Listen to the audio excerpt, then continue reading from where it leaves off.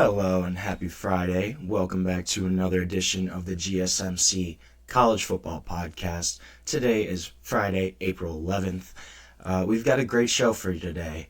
Going to start with some breaking news coming out of Knoxville. Apparently quarterback Nico Iamaleava is holding out, wants a new NIL deal. We're going to get into that. We're also going to debut a new segment. I'm calling it Boom or Bust. I'm going to preview a couple teams from the Big Ten today, go over their win totals, go over their schedules, and if I think they're actually going to hit that win total or not. Also going to do a Notre Dame season preview today, as well as talking about Jaden Rashada, his fallout, kind of the lawsuit against Florida. Going to discuss that, and make sure you stick around for my last segment today. We're going to talk a couple coaches that I think are going to be on the hot seat. But before we start, I'd like to remind everyone that we get a number of questions from viewers during the show. They come in. So to ensure that your question gets read on the air, I ask that you use the tips and donations link at the bottom at gsmcpodcast.net. We love hearing your thoughts, your questions, your opinion as you dive into the latest sports action. And whether you've got a burning question, a bold prediction, or just want to shout out your favorite player, don't hold back. But if you really want to make sure your message stands out, gets featured on the air, why not use Super Chat? So just click the $ at the bottom of the chat box, send in your message, and it's a surefire way to get our attention, see your message, make it get on the air. Not only does it give you a spotlight, but it also is just a good way to support our channel.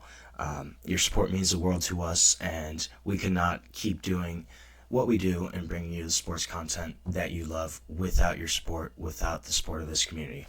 So we're building something special here. We couldn't do it without you. So jump in, join the conversation, send in those super chats, and let's make this show even better than ever.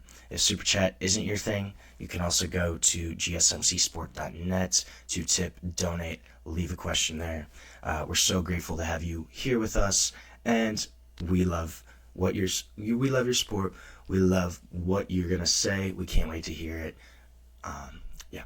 So let's talk a little bit about Tennessee.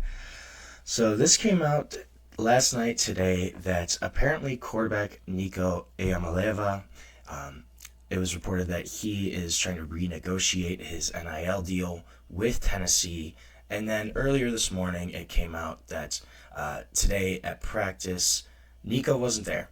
He held out reportedly because of this NIL contract. So apparently he wants to increase his annual compensation from around $2 million a year to around $4 million a year. So he's kind of pushing for a raise. This is kind of in line with some broader trends in college football right now. Carson, Beck, Darien, Mensah, who transferred to Duke this year, they both got around $4 million in NIL money this season to play for this upcoming season. But they did have to enter the portal to get that money. So Nico, it sounds like, was trying to negotiate with Tennessee without entering the portal, behind closed doors. But this got leaked, and now it seems like we're not sure if he's going to enter the portal, but he's holding out of practice. Their star quarterback is not playing right now. It's kind of concerning, raising concerns about his commitment to the team, their spring game is tomorrow. The orange and white game is less than 24 hours away at this point, and their starting quarterback is not practicing, wants a new contract. This is something you do not see in college football. It's clearly, this is an NFL kind of leverage situation that you see during training camp, stuff like that. But this is kind of unheard of in college football, in this college football landscape. And it's also interesting that this became public. So On3 kind of reported it last night. Tennessee officials did not think that this was going to come out. They kept it pretty quiet. And the university was kind of hoping for a private conversation, private resolution with Nico Iamaleava. But they were disappointed by he did not quell these rumors. Nico has not come out and said, hey, no, this isn't true. He hasn't kind of shut down anything. He's kind of letting it all play out. So he's building it up. Tennessee's not very happy about that. And the On3 report also mentioned that Nico's dad, Nick, was heavily involved in his NIL negotiations coming out of high school. This was a kid at the time when he negotiated his contract to even go to Tennessee around 2023. His $8 million NIL deal, that was substantial. That was probably the biggest deal at the time for a high school quarterback coming in to a college program. And that was secured before he went to Tennessee. That was pretty much why he went to Tennessee. And so the university's already spent a ton of resources in him. They helped him. The NCAA was trying to come at him saying that his NIL deal was kind of wishy-washy, not really sure on the legality of it. But Tennessee backed him against a potential lawsuit. They really ponied up to fight for Nico Iamaleava, yet it kind of seems like he's turning his back on Tennessee. He very well could still stay there. He very well could get that deal. But to me, this is just it's concerning. I think it shows the broader implications of NIL across college athletics. This is a guy he's your quarterback. He's a 5-star recruit. This is a guy that's a pillar of your program, the guy that's the face that you've built this whole thing at Tennessee around the past 2 or 3 years, and he's going to go and kind of turn his back. And the other thing I thought about is, in that locker room, what is that like? If you're a player on Tennessee's roster and you go and you see your starting quarterback, the guy that's supposed to lead your team, and they're a legitimate playoff contender again this season. They made the playoffs last year, lost in Columbus, but they have supposedly another year of Nico under center, supposed improvement. If you're a guy that's in that locker room, what do you think about that? Because personally, I would hate it. I would think, why are you doing this to us? You're supposed to be our leader. You're supposed to be committed to this program. We built everything around you. You are the guy that's going to take us to success. And you're going to go and turn your back on us, on your teammates, on your friends, on your locker room, to try to get more money. Especially when a lot of these guys aren't making anywhere near that kind of money. Anthony said, does this have to do with name, image, likeness, and the collective not paying him enough? Is that why he's holding out? I do think that's the main reason of why he's holding out. You've seen guys like Carson Beck at Miami. He got around $4 million a year to go to Miami this season. Darien Mensah transferred from Tulane to Duke, got around $4 million. So I think that right now, that's kind of the market rate of a starting quarterback. I'm not sure if there's anything going on with Jeremy Pruitt, with the coach. I haven't heard anything like that. You see it differently. I don't think his teammates are going to turn on him. I could see that too. I could also see a college kid being like, hey, bro, go get the money. We want what's best for you. I just also feel like I could see certain guys in that locker room kind of just being rubbed the wrong way for that move from Nico, especially so close to the end of spring practice. That's just where I was kind of coming from, talking about how I could see a few guys in the locker room not necessarily loving that decision by Nico. There's certainly very possible that there are a bunch of his teammates that will support him. That was just kind of an angle that I had thought about, that maybe some guys would not necessarily like it. I haven't really seen that a lot of the coaches, that he's had issues with the coaching staff, but I can certainly understand where that would be frustrating from a coach's perspective, just kind of not being prepared, kind of being blindsided by this. I'm sure they knew something about him trying to renegotiate, him trying to, I think it's going to be more the juniors and seniors that are going to have an issue. I don't think the freshmen and the kids are in the same year. I would agree with that. I think that's certainly probably true. Obviously, your older guys kind of came in at the onset of NIL. These newer guys, they're used to this at this point. The kids are 18, 19. They've kind of been recruited in this new NIL era. That definitely, I think, makes a lot of sense. There's certainly a ton of truth to that, where I agree. I think probably the younger guys are going to understand Nico's decision a little more. And I think probably it would be some of the older guys, the guys that maybe stuck around at Tennessee for 3 or 4 years. I think that's probably where those guys would have more of an issue than, say, the 18, 19-year-olds, the kids he came in with. That's definitely very possible. I think that's probably something that makes a lot of sense. I just wonder, is this going to be something, how's this going to play out? I think realistically Nico probably stays at Tennessee. I think Tennessee's probably going to pony up the money for him. They've really built their whole program around him in the past couple of years, especially after Hendon Hooker left for the NFL. I think they probably will say, hey, we're going to give you that money. But I'm not sure. I think it's really up in the air of kind of what he's going to do. And this is really the first time we've ever kind of seen a college athlete do this. Obviously, you see this in the pros all the time. Guys hold out in training camp, want a new contract. Myles Garrett with the Browns just held out. He wanted a trade. But I think we could see this becoming a trend now where guys are going to stick around, going to jump in the portal, potentially going to try to renegotiate their NIL deals, especially with the impending House settlement.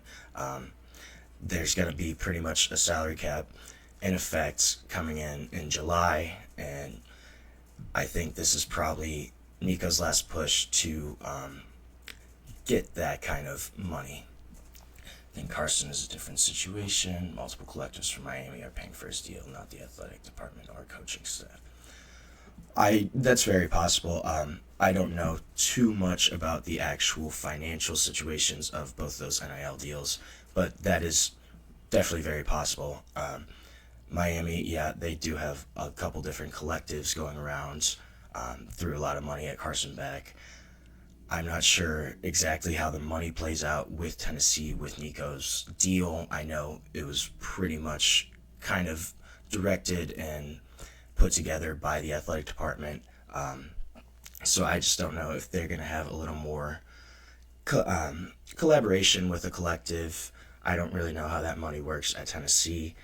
So I'm not sure exactly how they're comparable. I think probably the Darien Mensah situation is a little more comparable at Duke, just where there's not as much of a collective-based argument, a collective-based system of paying these guys. I think that's probably a little more comparable than Carson Beck right now, even though quality of quarterback, caliber of quarterback, I think Nico's probably at least on the level of Carson Beck. I think he's probably a better quarterback overall, or at least the potential's a lot higher for Nico compared to Carson Beck.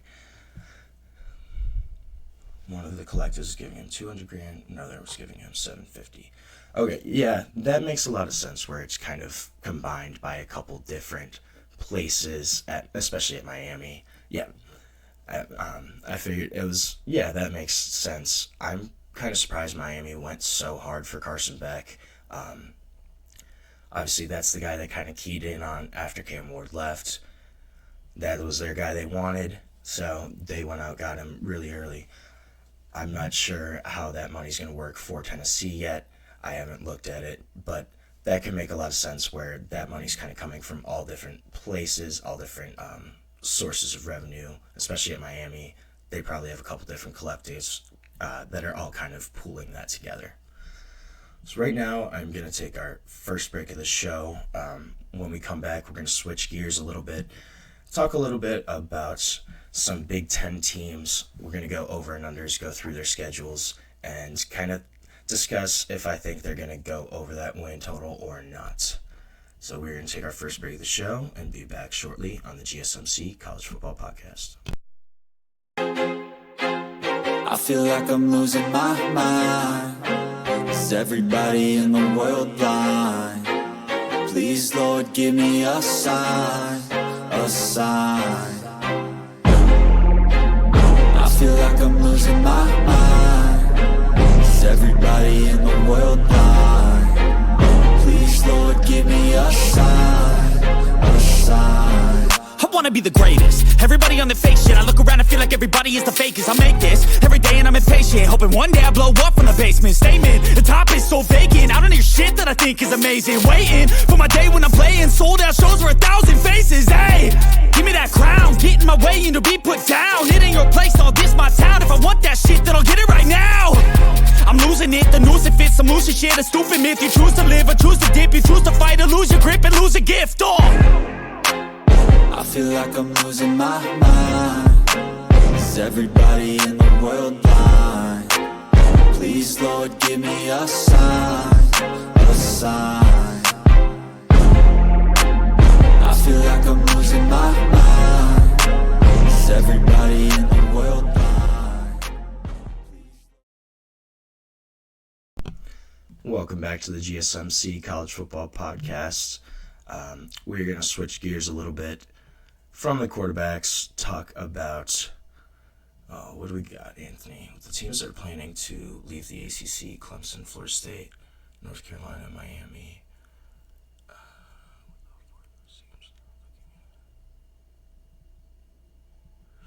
So,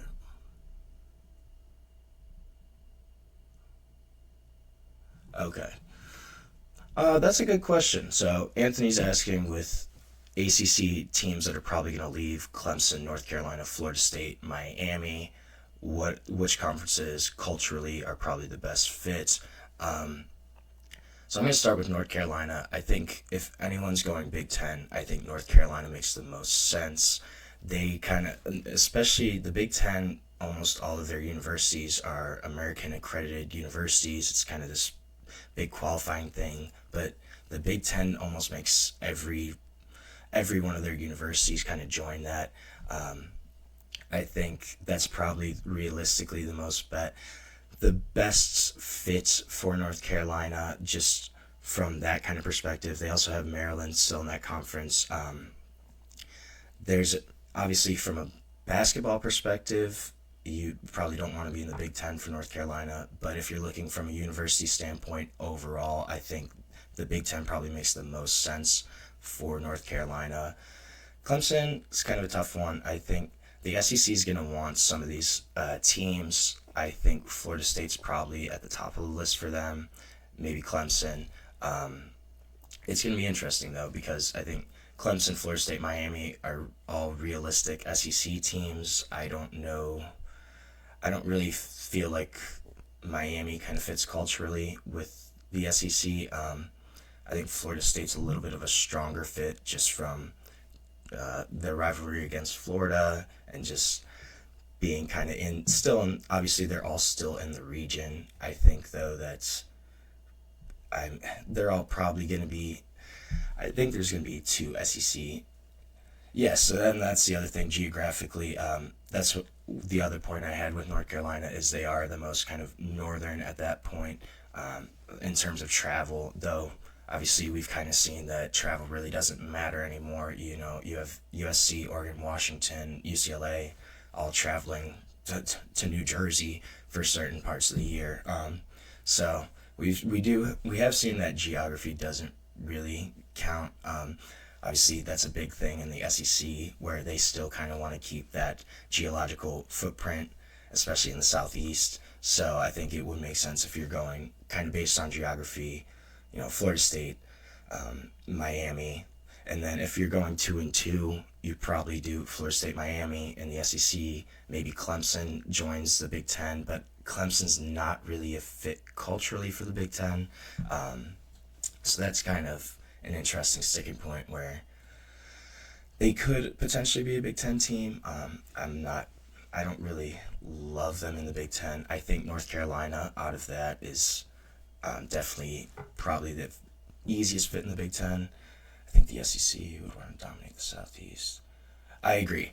I don't think they want the Big Ten in Florida at all. I think the 2 that they would go for out of those 4 would probably be Florida State and Miami, just to maintain control of Florida, of that Southeast region, at least with Clemson and North Carolina.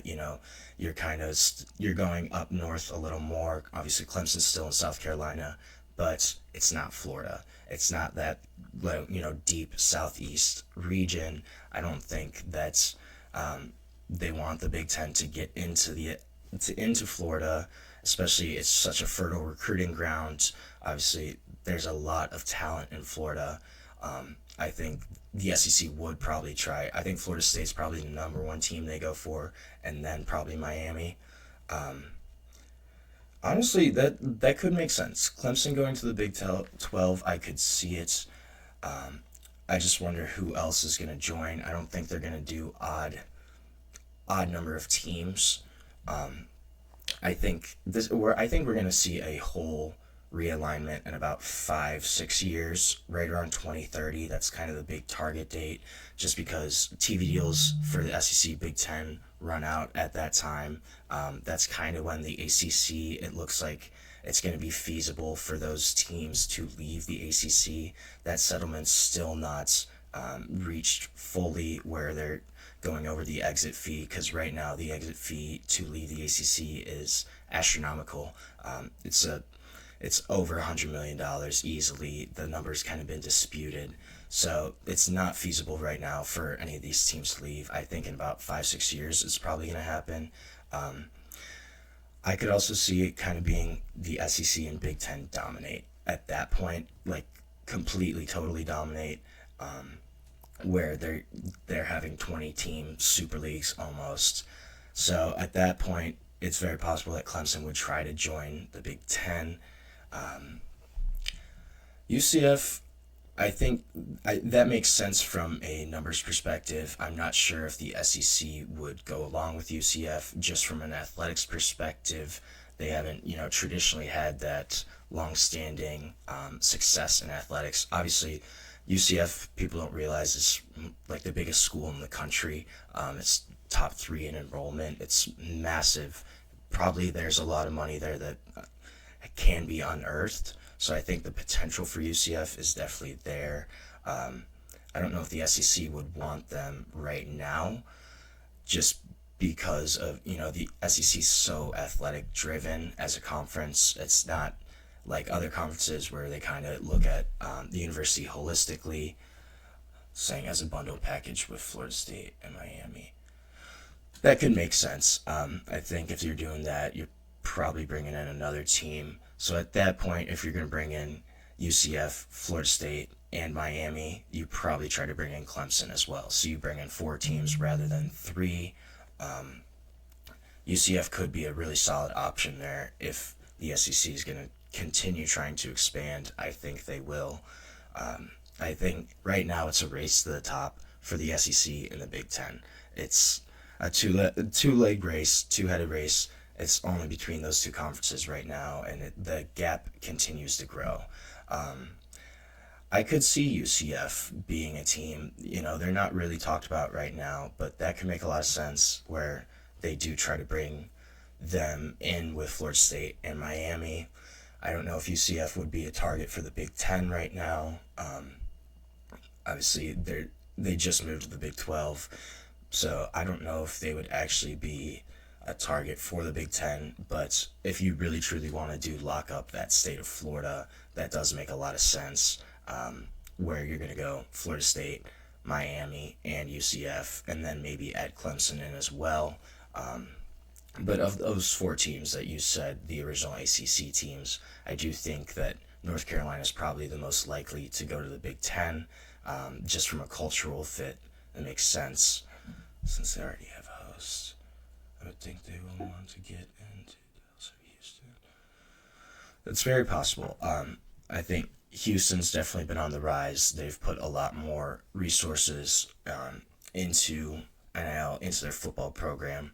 They have a 5-star quarterback committed for 2026. That's going to be kind of the face of that program right now. SMU obviously had a ton of support. If they do want to keep expanding in Texas, it makes sense to maybe try to go Houston or SMU. I think SMU honestly might be more of an option there, just from a resources perspective. Obviously, they haven't had that success in football recently. Obviously, in the 80s with Pony Express those are great SMU teams. So it's clear that SMU has that potential to be, a really, really big market team. If they want to keep expanding into Texas, I think SMU is a really solid option. Houston's a really decent option. They both have potential to be in the SEC.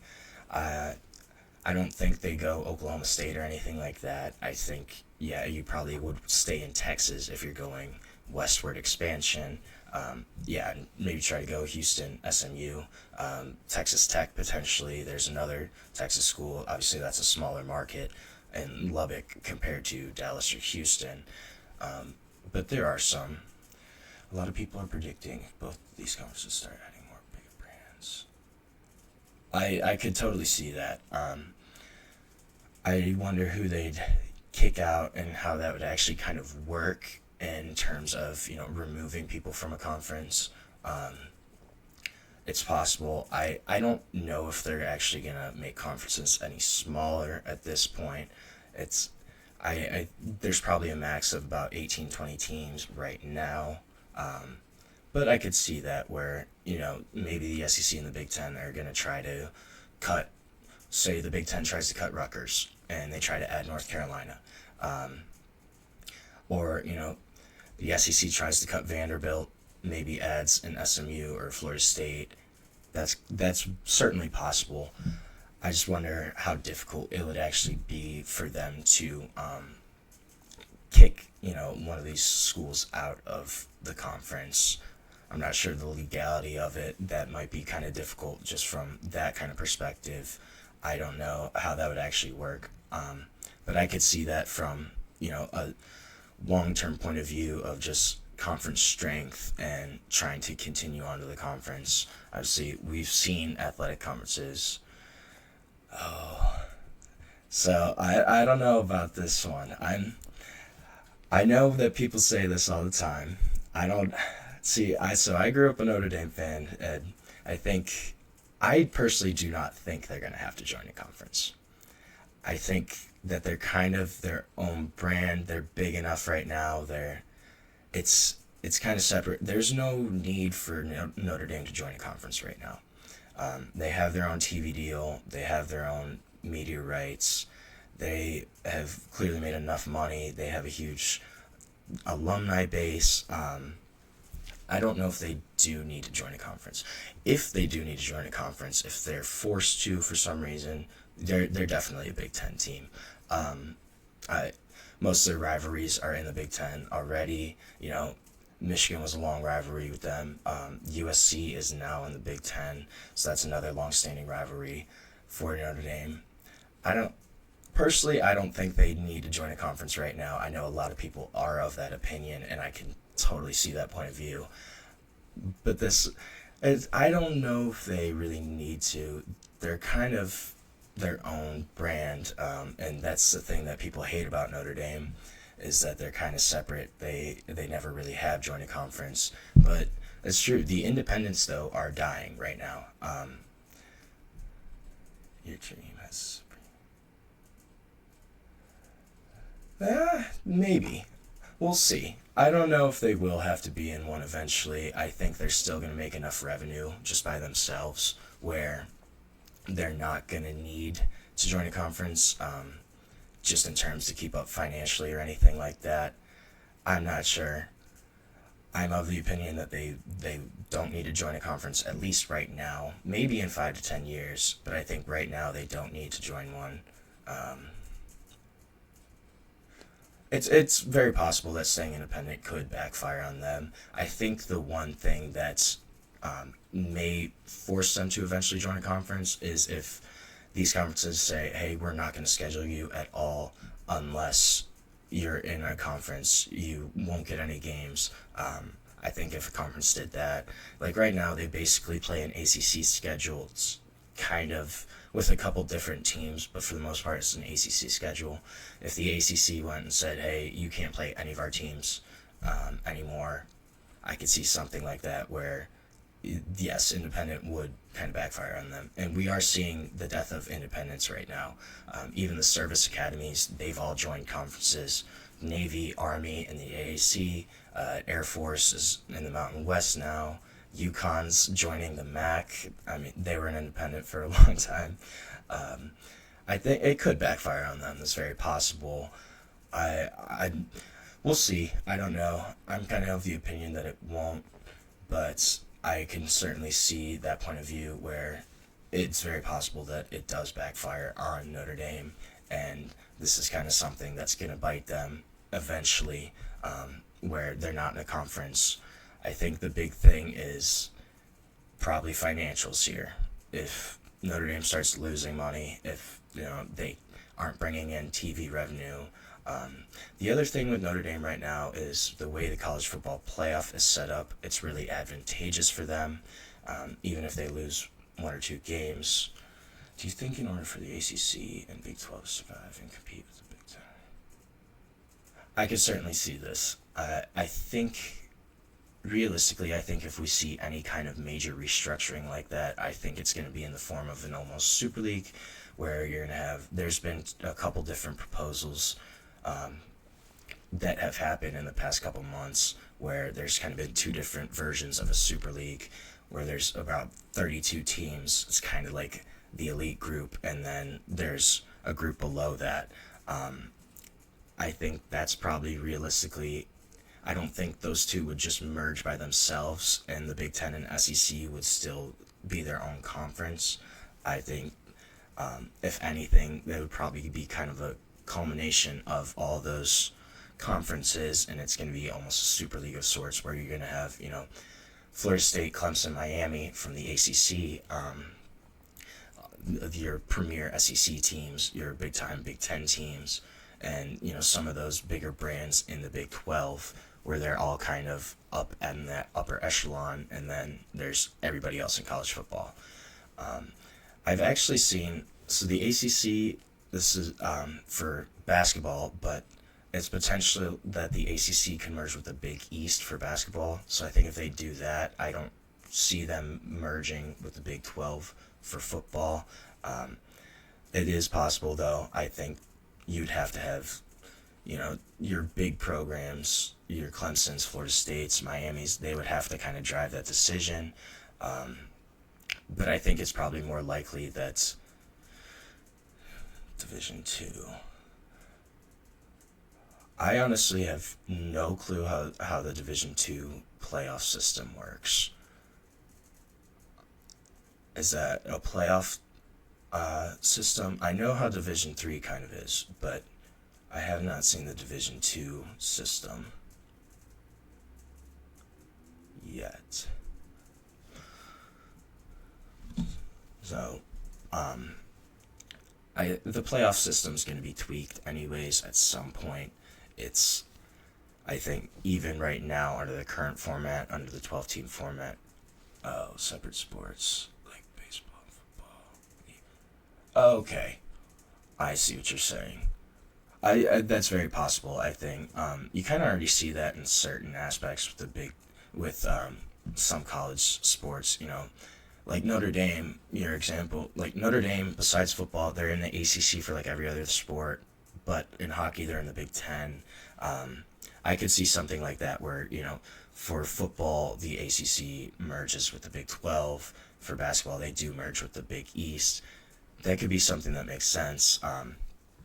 It'd just be a lot of logistics to work out, but I think that's something that's very possible. It could work out for sure in just in college athletics in Division I. So right now we are going to take our second break of the show, and we will be back shortly on the GSMC College Football Podcast. Looking for your daily fix of sports talk without having to pay for it? GSMC Sports Network is available on YouTube. Just search GSMC Sports Network. Get your fix of daily sports talk shows on YouTube, absolutely free. NFL, college football, NBA, MLB, MMA, UFC, fantasy football, and so much more. GSMC Sports Network has shows running all day long, with new sports shows starting every 2 hours. Just like on your favorite cable sports channel, except GSMC Sports Network is absolutely free. Just search GSMC Sports Network on YouTube to catch one of your new favorite shows, like the GSMC College Football Podcast, Chip Shot Football Podcast, Hoops and Heels Women's Sports Podcast, GSMC Basketball Podcast, and so many more. Check it out for yourself. GSMC Sports Network, now available on YouTube absolutely free. Search GSMC Sports Network on YouTube right now.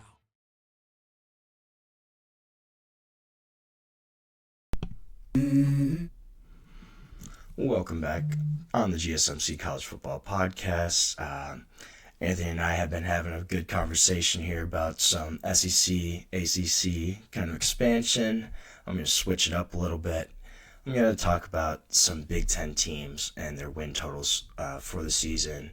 So we're going to go over, we are going to go over USC, Illinois, Nebraska, kind of go over their schedules and talk about what I think is going to happen with them. So USC right now, their win total, it's over under 7.5. They've got an interesting schedule. So week 1, they open up Missouri State. That's going to be a win. Week 2, they have Georgia Southern. Another should be cakewalk. Then they go to Purdue. Purdue hasn't been great the past few seasons. I think USC wins that game. And then they have Michigan State at home. I think that's another win. I think USC starts off 4-0 in the season. But then they go to Illinois September 27th. Illinois' got a really good roster this season. Brings back Luke Altmaier for another year as the starter. I think this is going to be a game that USC probably loses in Champaign. USC then has a bye October 11th. They come back home, play Michigan. And Michigan, I think they're going to have a better season than last year, I believe. They had some really good momentum at the end of the year, beat Ohio State in the shoe, then went on beat Alabama in their bowl game. So I think Michigan comes in and beats USC in California. Then after that, USC has to go play Notre Dame in South Bend. I think they continue their losing streak then. So they're going to go into Nebraska in November, I say at 4-3. It's going to be a crucial point of the season. They're going to go play at Nebraska. Nebraska had a pretty solid season this past year, but I think USC kind of gets their stuff together after that stretch. Does beat Nebraska at home. They go, or on the road, I'm sorry. Then they go back home. They play Northwestern.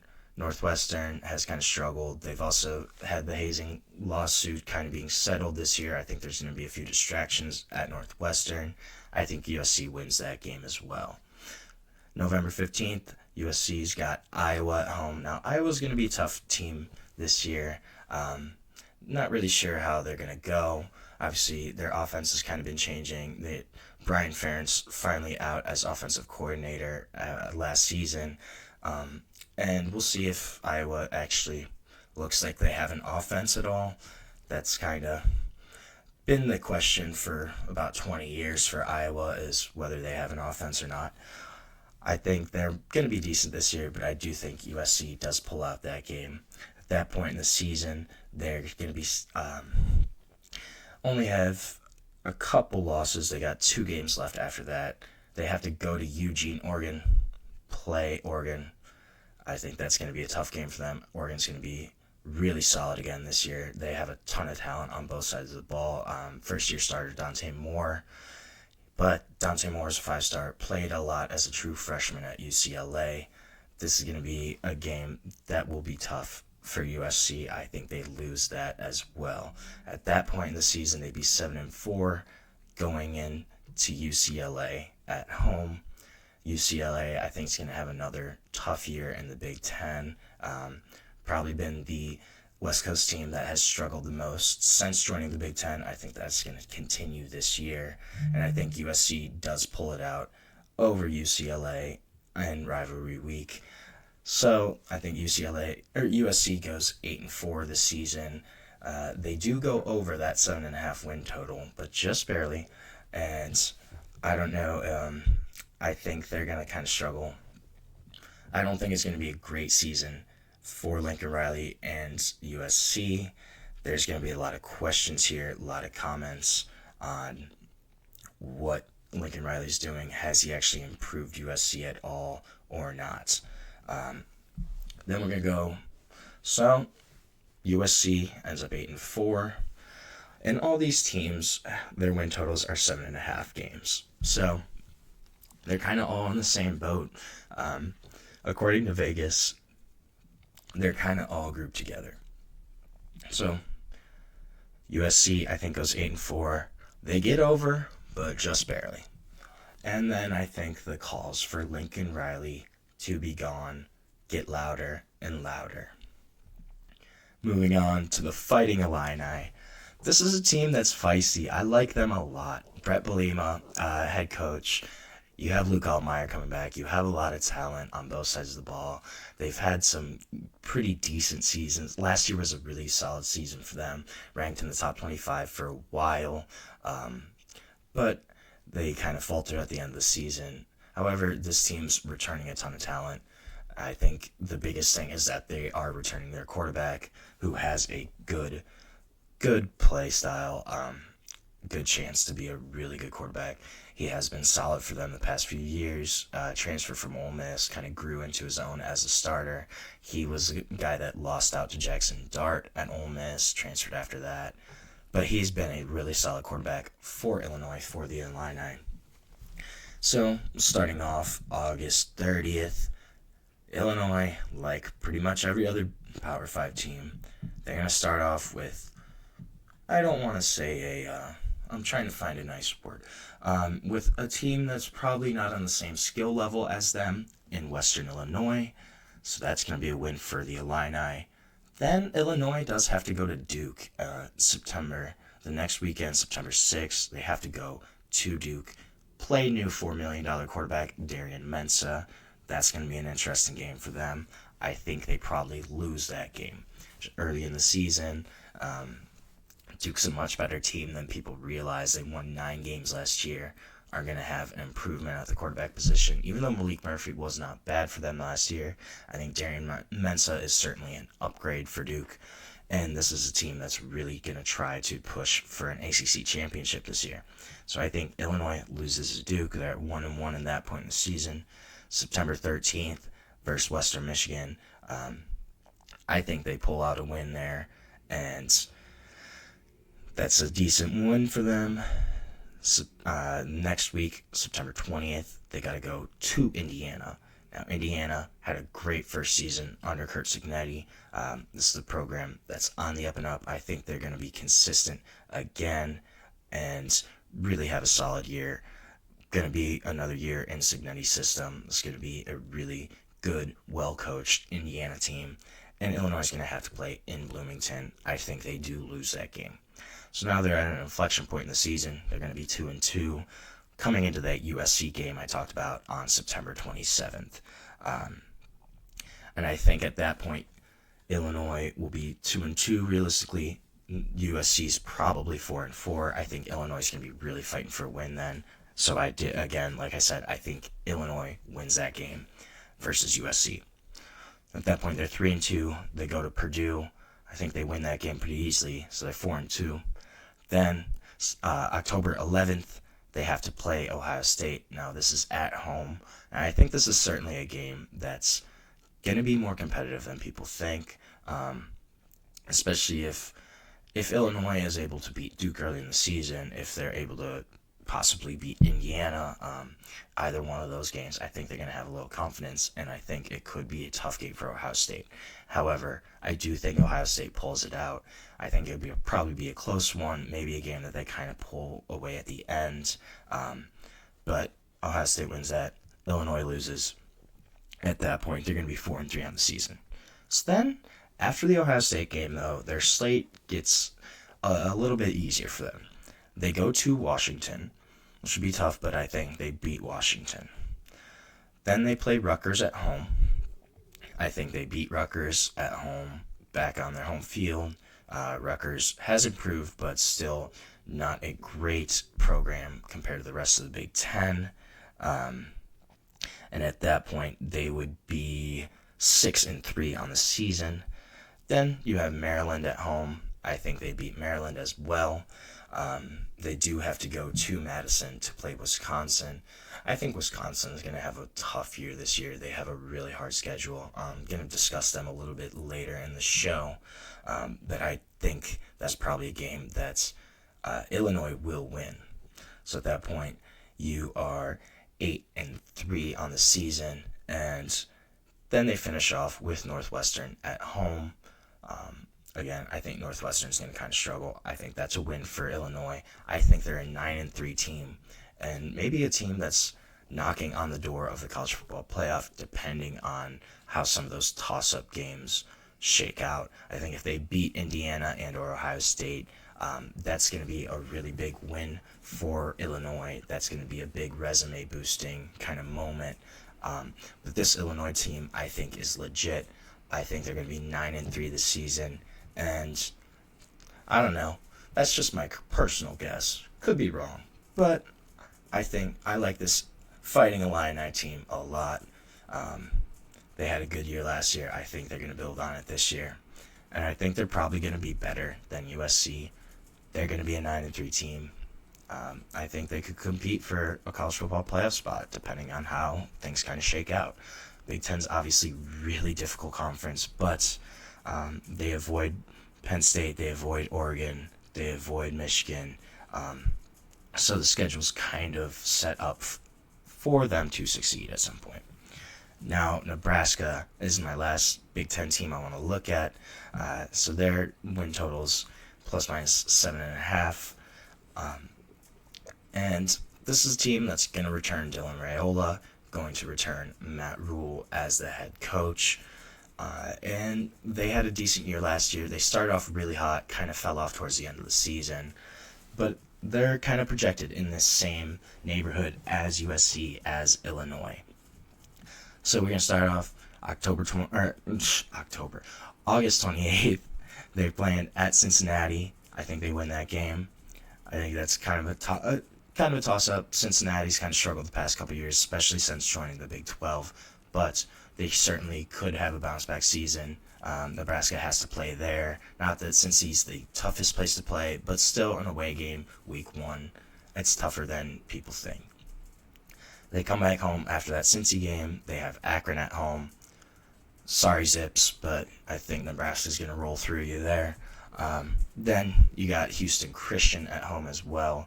Houston Christian, home of Bailey Zappi, and I forget their offensive coordinator's name, but they both went to Western Kentucky and lit up the FBS, but that was from Houston Christian a couple years ago. Unfortunately, Houston Christian, I also think Nebraska beats you at home. So at that point, Nebraska's 3-0, and they play Michigan at home the next week. I think they lose that game against Michigan. Michigan's kind of an interesting team this year. Not really sure. They obviously struggled last season. They were a 500 team until basically the last 3 weeks of the season. Ended up 8-5 after beating Ohio State, beating Alabama. So they have a ton of momentum. I think they beat Nebraska at Nebraska. At that point, Nebraska's 3-1 on the season. So then they have a bye. Then they have Michigan State at home. I think they regroup. They win that game. They're 4-1. After that, they go to Maryland. I think they beat Maryland at Maryland. Maryland's kind of a toss. I think so. So they go to Maryland October 11th. Then October 18th, they go to Minnesota. I think one of those two games, Nebraska will lose. I'm not sure if it's going to be the Maryland game or the Minnesota game, but I think one of those two road games, they do not come unscathed from that 2-game road trip. They will lose at least one of those two. Currently, I have them beating Maryland and then losing to Minnesota, but I could also definitely see the flip side of that where they lose to Maryland and then beat Minnesota. I don't think they go 0-2 on that road trip, but I do think they lose at least one of those two games. So after that kind of stretch, they would be 6-2. Then they'd go to Northwestern, or they'd have Northwestern back at home. I think they beat Northwestern. Then they do have that November 1st matchup against USC. I think USC is going to bounce back here. Nebraska is a really tough place to play, but I do think USC will kind of bounce back. So Nebraska, I think, loses that game. At that point, they are going to be 6-3 on the season. Then they have to go play at UCLA. I think, again, UCLA kind of struggles this season, and Nebraska's able to pull that one out. Then they have a bye, and then, November, I was looking at 11, so thinking November, it's the month 11. November 22nd, there we go, that's better. November 22nd, they play at Penn State. They got to go to Happy Valley. That's a really tough place to play. I've seen a game live there, and that's a really difficult place to play at. So I think Nebraska loses that game. Then they finish out with Iowa. This is kind of a toss-up, but I think Iowa probably beats them at home too. So at that point, Nebraska is right under the total. They would be 7-5 on the season. I think their range is probably anywhere from about 5-7 to 8-4. They have the talent for sure to compete, to be right up there. But I think that's kind of the high end projection of Nebraska. I kind of went in the middle. I think they're going to be about a 7-5 team, still be above 500, but they might not kind of be all the way up at the top like we kind of thought. So we're going to take another short break on our show, and when we come back, we're going to talk about some coaches on the hot seat. So stick around, stay tuned on the GSMC College Football Podcast.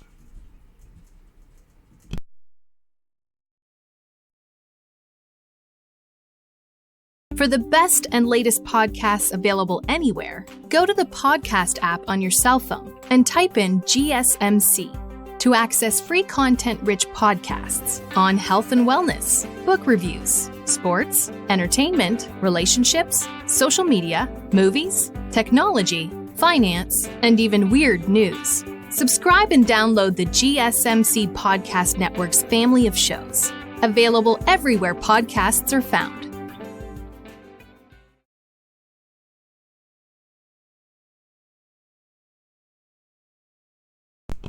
Welcome back on the GSMC College Football Podcast. Kind of got a little off track today on our show, but that was great. Anthony and I had some good conversation. So we are going to talk a little bit about some coaches I think are going to be on the hot seat. And these are Power 4 guys that, they may have had a tough couple years, but this might be the make or break year for them. So Hugh Freeze is going to be my first name. Obviously, Hugh Freeze only got hired a couple seasons ago. But the Plains are notoriously a really difficult place for a coach to stay for a long time. Their boosters are kind of known for putting a lot of pressure on their coaching staff. It's kind of always been the reputation around Auburn and that program. So, yes, and Hugh Freeze also is kind of on his last chance. Actually got in trouble at Ole Miss. A bunch of sanctions were placed on him, and then he kind of built his coaching career back up. He really ran Liberty really well, had a couple of really strong seasons at Liberty, and then it was kind of a couple of years they were kind of waiting to see if an SEC team would actually pull the trigger and hire Hugh Freeze, bring him back into the conference. Auburn did. So, but the issue here is Auburn did not have a great season last year. They're still kind of struggling in the SEC. And right now they're really at an inflection point. It could kind of define how their athletics department, how everything from an athletics perspective kind of approaches the next decade plus. The Iron Bulls, they're kind of ripe for a power shift right now. Nick Saban just retired. And pretty much since Nick Saban was there and into 2007 and Tommy Tuberville left Auburn the year after that, it's pretty much been Alabama only in the Iron Bowl. But right now, with Saban's retirement, Kalen DeBoer kind of struggling in his first year at Alabama, there's a clear power vacuum in the state, And Hugh Freeze kind of really needs to take charge, take momentum of that if he probably wants to keep his job. Auburn's had top 10 recruiting classes the past 2 years. They've won a couple key in-state battles for some guys that normally Alabama probably would have gotten instead during the Saban era. And this is really the time for the Tigers to win. Alabama had a tough year last year, really poor showing in their bowl game against Michigan. And Auburn's got the talent in right now. These guys are in for, the guys that Hugh Freeze recruited the past year or two, they're coming up, they're playing now. You got wideouts like Cam Coleman, Eric Singletary Jr. There's talent on this Auburn team. They brought in Jackson Arnold at quarterback from Oklahoma. But I think if you have another 6-win, 7-win season at Auburn, there's going to be calls for Hugh Freeze's job. That kind of season, it's going to just open the door for Kalen DeBoer to go in, take that control right back, and kind of clasp it around Auburn and just almost suffocate them, keep Alabama in firm control of that state. This is really the time that Hugh Freeze is able to strike, is able to kind of make some kind of move in order to try to shift the power balance back to Auburn. They really haven't had it in a while. Obviously, they had a couple decent seasons. Obviously, won a national championship in 2010-11. Got back to the national title game in 13-14. That was an interesting run for Auburn. They kind of fell into the national championship with Nick Marshall and Gus Malzahn. But besides that, Auburn hasn't had sustained success for a while, especially since Saban's been there.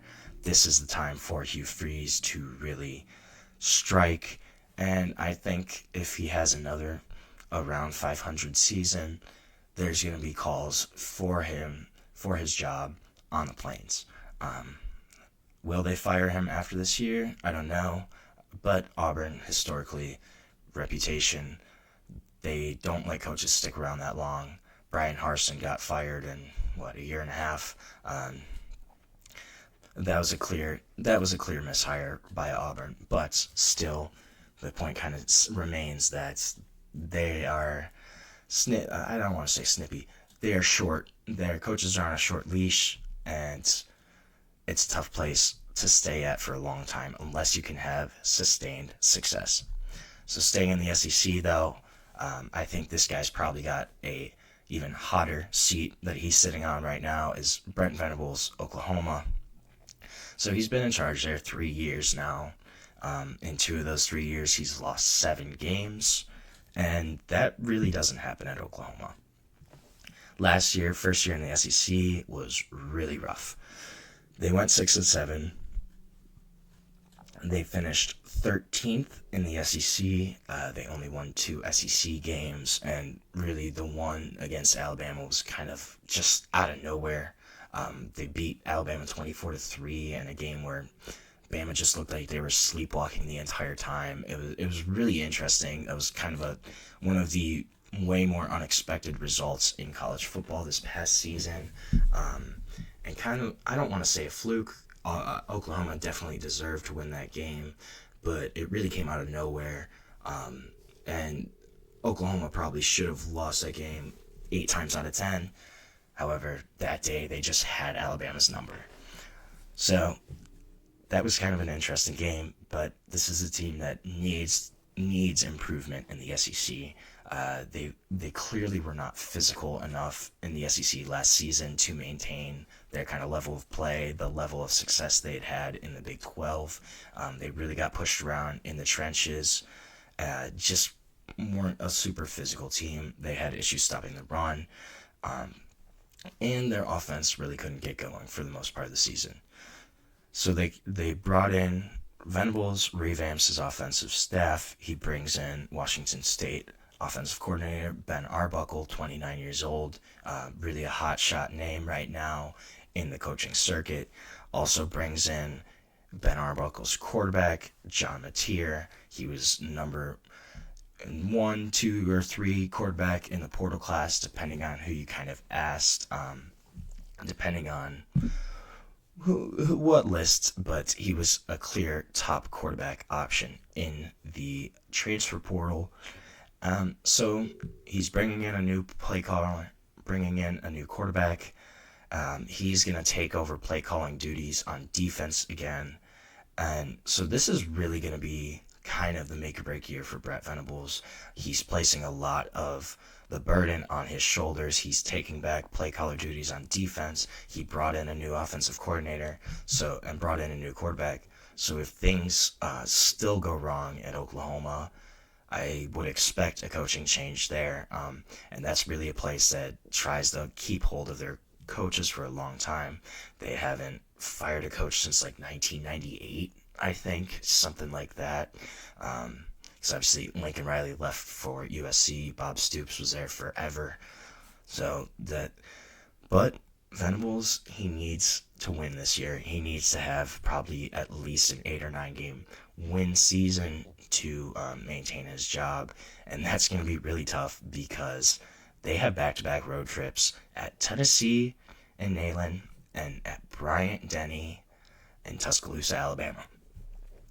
So that's going to be a tough one for Oklahoma. I think they need to pull at least one of those out in order for Venables to make a case to stay at Norman. If not, I think they're probably going to look in another direction this season, or after this season, in Norman. Switching gears, though, going up north, I think, and I really love this coach, but he's kind of running out of time. Luke Fickell at Wisconsin, this is going to be a really big season for him. And this is kind of surprising how much he's struggled, at least I think it is, just because he was such a great coach for Cincinnati, proven there. He was being considered for the Notre Dame gig. He probably would have gotten the Notre Dame job if Cincinnati did not make the college football playoff that season. Instead, they go with his defensive coordinator, former defensive coordinator Marcus Freeman.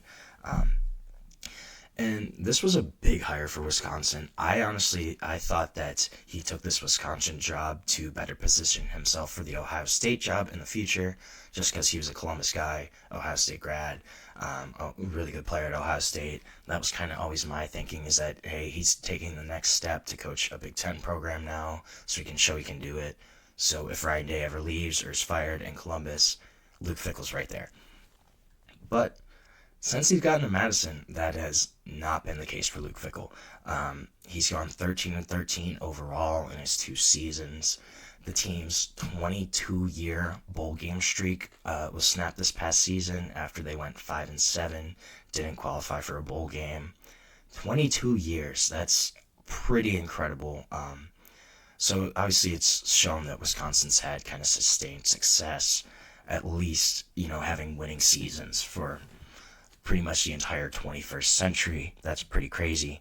And yet Luke Fickell was not able to achieve that last season. And he really, after his first season, he kind of said, hey, we're going to change the offense. We're going to go completely different. So he brought in Phil Longo last season as the offensive coordinator. Had coached at a couple different places. I know he was at Ole Miss at one point. I don't remember where he was directly before Wisconsin. But Phil Longo's offense is an air raid offense known for throwing the ball, getting it out there, airing it out. And they brought that to Wisconsin, which, if you think of Wisconsin, think of the history of Wisconsin. This is a running team, running program. They pride themselves on their run game and defense. It's it's kind of the Big Ten mindset, is cold football, line of scrimmage, dominate the line, dominate the trenches, shove the run down your throat. It's just run. You think of Monte Ball, Melvin Gordon, not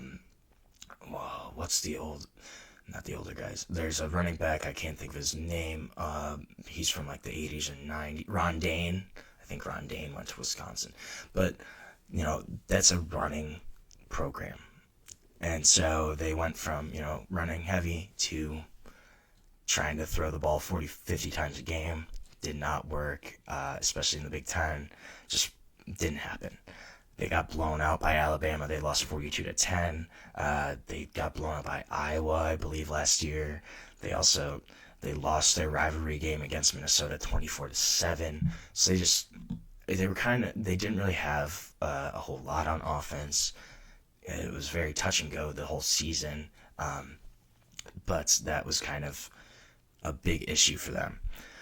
So this year, though, too, Wisconsin's got a really tough schedule. They have to go play at Bryant-Denny in Tuscaloosa. They got to play at Alabama, at the Big House, at Michigan, as well as they have to go to Eugene and play Oregon at Oregon. And then, besides that, they also have home games against Iowa, who kind of manhandled them last year, and Ohio State.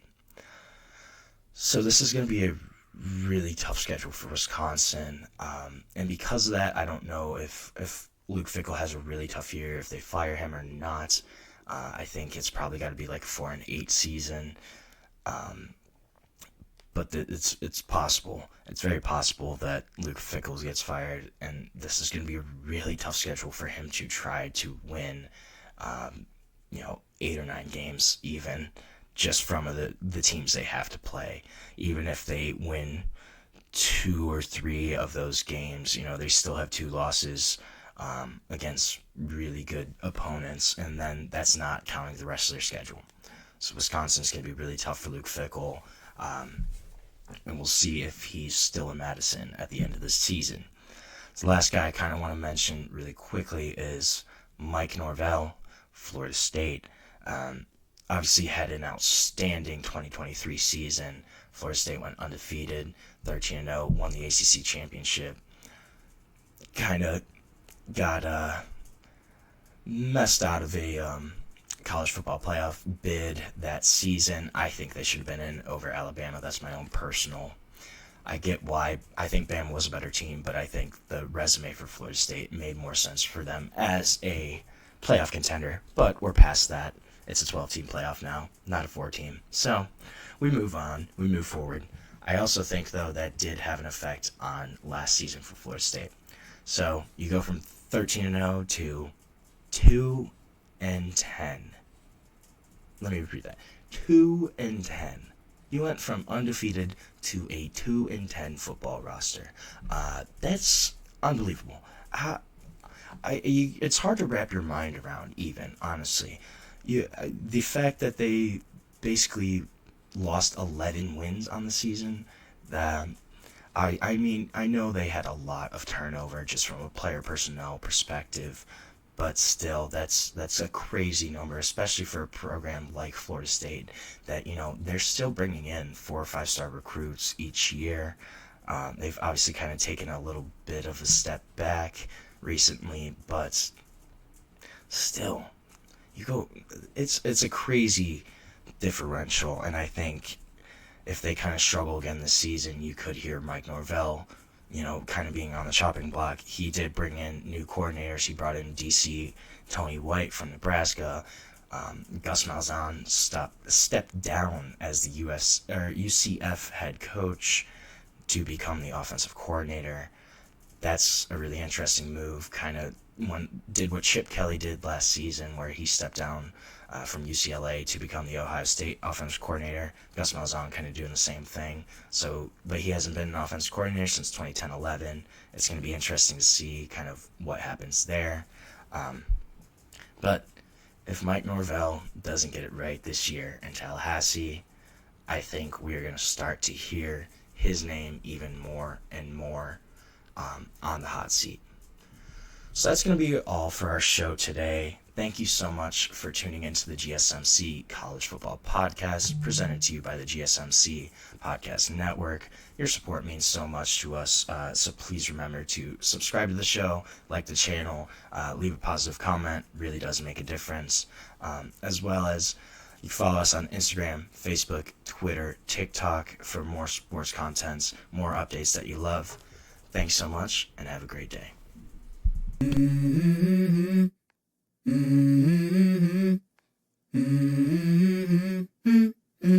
Let's go.